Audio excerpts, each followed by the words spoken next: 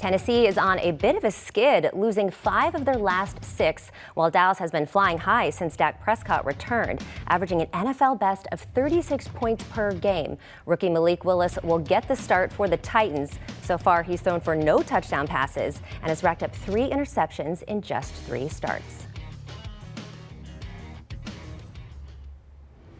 Time now to welcome in CBS On NFL analyst Charles Davis. Charles, the Cowboys are coming off an emotional win over their divisional rivals, the Eagles, just this Saturday. It's a short week. You got no Tannehill, likely no Derrick Henry. How does Dallas avoid getting tripped up by a perceived weaker opponent? Excellent question, my friend. And what it comes down to for them is showing some emotional maturity and showing that you are that team that everyone has been expecting you to be. Let's face it, for a long time now. Remember, they were a big favorite last year in the playoffs and got upset at home by San Francisco, who went on to the NFC Championship game. They've got another opportunity now, as you just mentioned, just beat the likely number 1 seed in the NFC, the Philadelphia Eagles. So now they've split their season series 1-1. You keep hearing all these reports out of Tennessee about hurt players, maybe not playing everyone, because for Tennessee, what does this game mean? Nothing, because it all comes down to Week 18 against Jacksonville. So emotional maturity, team character, which I believe that they have. This is what Dallas has to show in this one, because you don't get back to Philadelphia for a rubber match game if you don't find your way there, if you don't make it happen. And last but not least, Katie, think of it this way. This is a Dallas team that has had so many disappointments along the way. Here's your opportunity to seize something. Go ahead and get it done and not have a repeat of that performance at Jacksonville just a week or two ago. Emotional maturity, very wise words. Now for the Titans, not a lot to cheer about for fans when you look at the injury report. Charles, how does Tennessee keep up, or better yet, just survive against this lethal Dallas offense? Well, Katie, I think a lot of it comes down to what they want to present on the field come Thursday night. And we had the report right before you and I came on about Derrick Henry being doubtful for the ball game. We know Ryan Tannehill's out for the season as their starting quarterback. We've heard conversations that Mike Vrabel had earlier this week about having to make decisions perhaps about guys playing because everything is into Week 18. And who would have ever thought in the world we live in, you got to get ready for Jacksonville. Don't worry about Dallas. That changes everything, right? But that's the world we live in. That's the world Tennessee lives in. It's much more important for them to find a way to beat Jacksonville, get to the playoffs. But let's say no matter who's out there on the field, this is a team now that is built only one way on offense, and that's run it again, and then run it some more. Can Todd Downing, the offense coordinator, find some creativity in that? Can Treylon Burks give them some jet sweeps? Can they find ways to use Malik Willis from the quarterback position in the quarterback run game, which he did effectively while he was in college at Auburn and at Liberty? Can they find different ways? And can that offensive line get together, say this is our identity, which they've always wanted, to be a run-first team? Add in tight ends, add in receivers on the perimeter, whoever. I don't care if there's 7, 8, 9 in the box. You're going to have to run it, control the clock, do those sorts of things, because throwing it is not your MO right now, right? That's not what you're going to lean on with Malik Willis, who has struggled to throw it here in his rookie year. Katie, it's very simple. If Tennessee ends up throwing it 30 times, it's highly unlikely they win this football.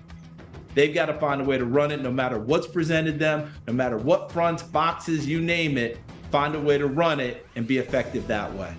All right, Charles, you laid it out. Although it is hard to imagine the Titans can pull off a win here, but Vrabel is a dog, and you can never say never in the National Football League. Who you got on Thursday night? Yeah, you're so right about it. I'm so glad you said that, because he's one of my top 5 coaches in the NFL. When he has a complete roster, look out, okay? And he's really played with a team the last few years that's been so one-dimensional that it's been hard. Now, forget it. There is no thought of a second dimension right now, although I'm hoping Malik Willis fools me and calls me up later and says, see, I can think effectively. But to me, this game's all about Dallas. I think Tennessee's got too many question marks, too many decisions to make in order to get ready for Jacksonville. Dallas does not want a repeat of what the Jacksonville game was a couple of weeks ago and how they went into it. They still want to show people that they're there and that they handle that Philadelphia win. The star on the helmets goes into Nashville, goes into Music City, and they get to do a little two-step on their way out the door. Charles, I love it. That's our Charles Davis from CBS on NFL. Where are you headed this weekend?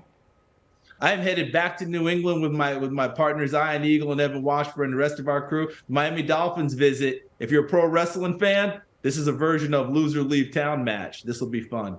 All right, it'll be fun. We'll make sure to tune in on CBS. Charles, thanks for your time. Yeah.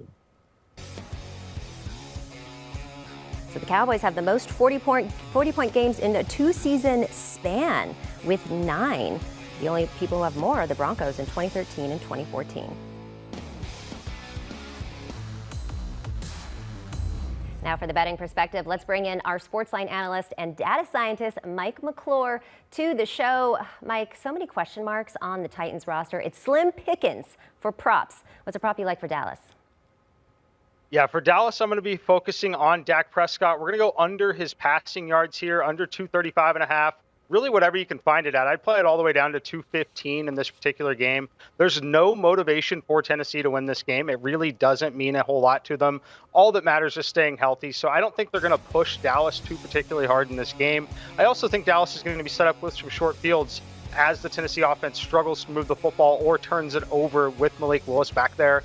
Not a lot of motivation here for Dak. They're going to run the football a ton. Let's go under on his passing yards. I like that, but I also took him over 1.5 for his passing touchdowns. I do think that they're going to run the ball in the second half of the game. I totally agree with you there, but asking him to get 2 passing touchdowns in the first half is not that unlikely considering how banged up the Titans are in their secondary. All right, so now let's move on to those Titans. Derrick Henry has been moved to doubtful. As such, no rushing props on the board yet for Tennessee. Where are you finding the best value with the Titans? Yeah, no rushing props there, no passing props either. I'd love to go under on Willis, not available currently. So we're going to take Austin Hooper, the only reliable passing target in my opinion here, over 21.5 receiving yards. He's received 4 targets in each of the last 2 games. This is a spot where I expect the tight ends to be super active in the passing game for Tennessee. Willis is going to need these tight ends if they're going to have any chance of moving the football here. This number is obtainable on 2 catches here. I like Austin Hooper in this particular spot. They're going to have to throw the ball at some point. He's definitely going to be out there because of how important he is in general.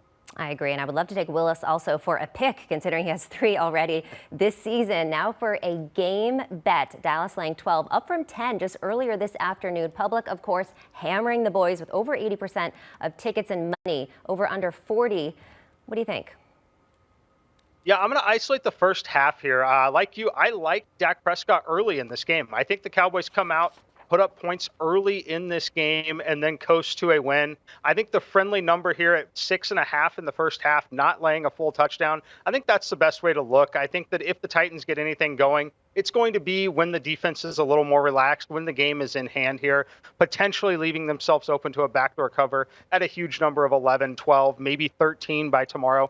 But I like the first half number here, minus 6.5 for the Cowboys. I love that as well. Laying that many points is just always a little bit sketchy, so I like to get out in the first half. Mike, thanks so much. We'll see you in a little bit. And stick around. Do you want a sports network that delivers everything that matters about the game? The highlights, the picks, the instant analysis, no yelling, no fake debates, no politics.